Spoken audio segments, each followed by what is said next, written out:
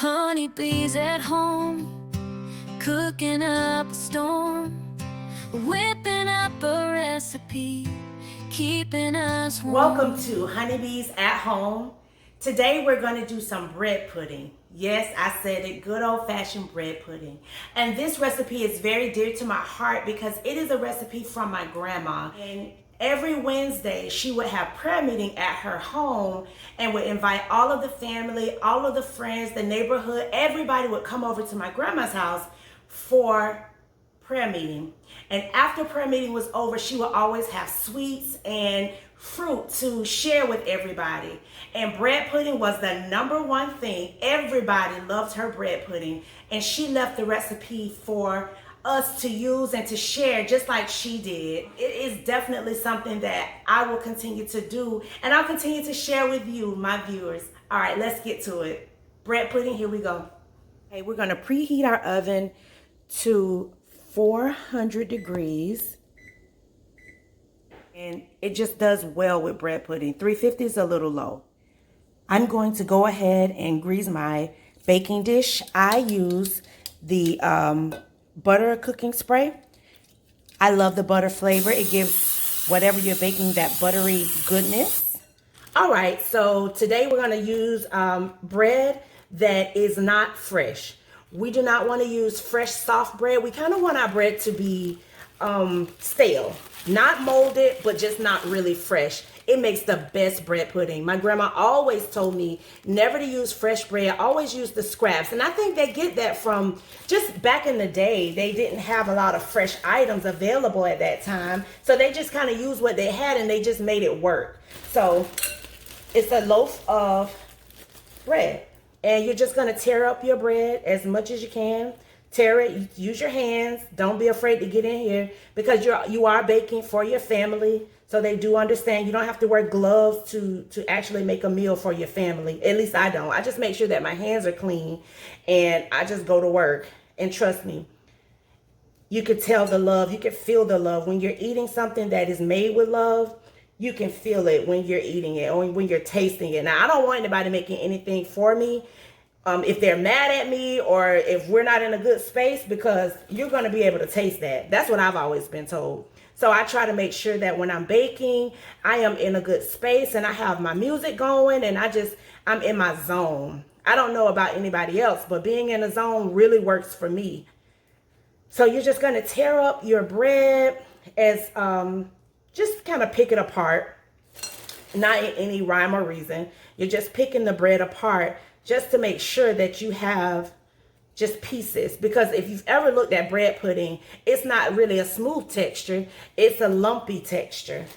And that's because you're just tearing up the bread. I have tried using bread that has been blended with a blender. I don't like it that way because it just, the texture is really important in bread pudding. So I like to just tear it up with my hands. It only takes a few minutes. It doesn't take long to do. But you just kind of want to tear your bread up and make sure that you just have pieces of bread. Because once you add your liquid ingredients, the bread breaks down really good. So you don't have to worry about it being too big or the pieces being too big. You don't have to worry because you are going to stir and you are going to mix well. So you don't have to worry about it not working. I don't know where that bread was trying to go, but I'm going to get it back in here. All right. So I'm almost done with my loaf, and I just use a loaf of bread. Getting it all broken up, all in here.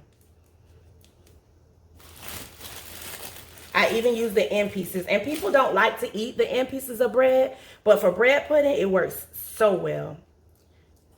All right, and I'm going to push that down in this bowl because I'm going to add my other ingredients on top. So I have my milk, and I just use lactose free just because my family is lactose intolerant. So lactose free works for us. And we're going to pour.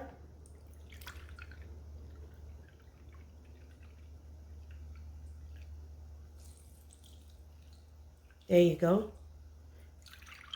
That milk sounds so soothing. I don't know, it's just something about baking that really makes people feel good. We're going to pour in our butter.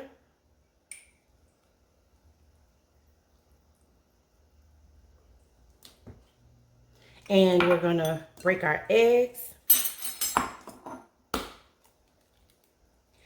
And I like to break eggs in a separate dish so that if any of the shells come out, it's not ruining my dish. So that's just a little tip. I never try to break eggs inside of the dish that I'm going to be making. I always use a separate bowl just because I want my eggs to be eggs and not shells. So, all right. So I have my eggs broken up. And I just add that. All right, next I would add my sugar.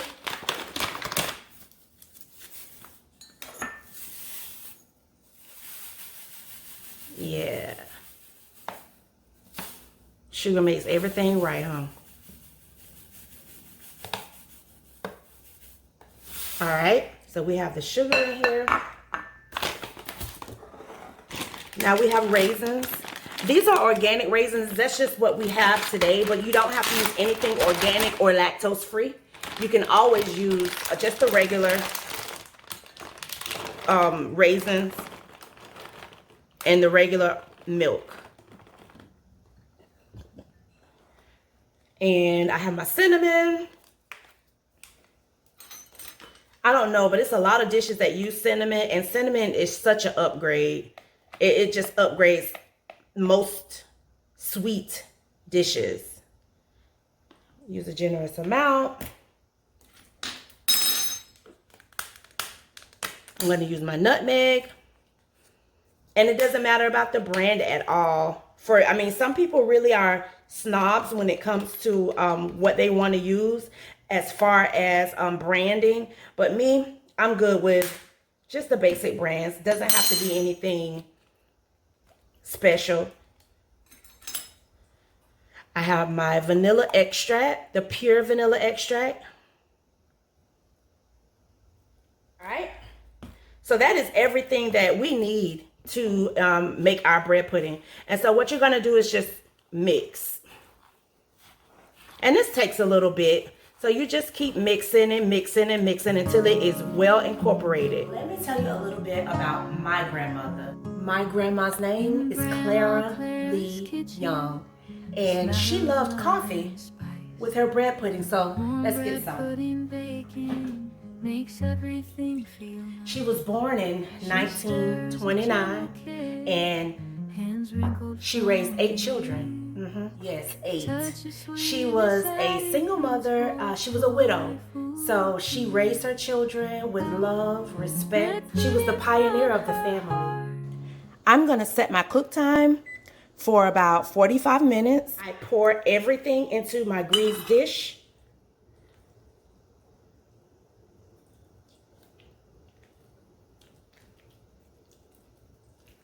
I like my bread pudding to be thick.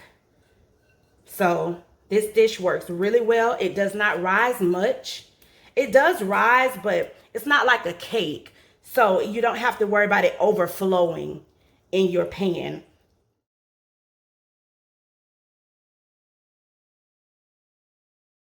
If you'd like the full recipe to any of the items that I bake here on my show, go ahead and order my cookbook, Hot Cakes with Honey.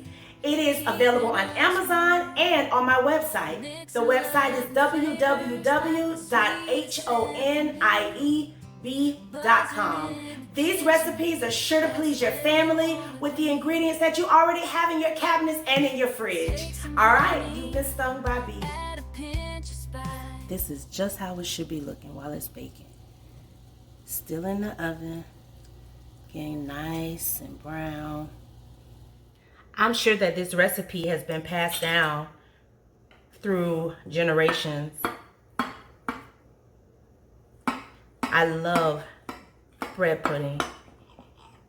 It just reminds me of summers at my grandma's. It reminds me of those Wednesday night prayer meetings as well. Still hot.